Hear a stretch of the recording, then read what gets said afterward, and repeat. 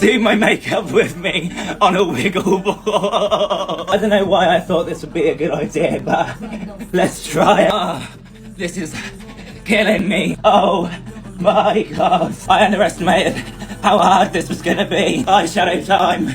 I'm gonna use a Beauty Bay palette and we're gonna do a lovely sunset art. I'm gonna really gently, effortlessly blend this throughout my crease. And then we're gonna go in with a red and just buff out the edge. I'm then gonna take the Doll Beauty eyeliner. It's never failed me, but we're gonna do a nice wing.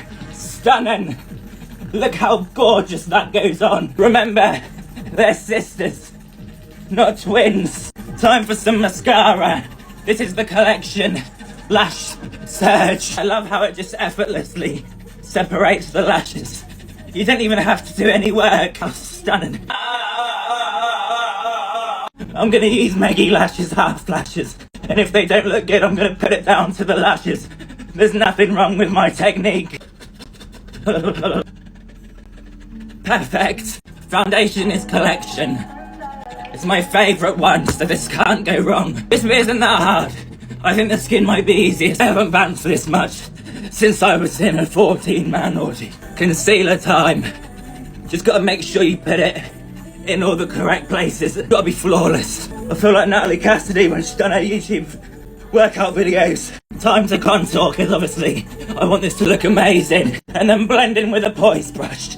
Because what? And then don't forget to blush, because we need to add some colour back. And then the easiest part of the video, I want my lips to look so nice and plump. So we're gonna put some liner on. And don't forget gloss. Set it all in place, because I want it to last all day. It probably looks amazing. That tastes nice.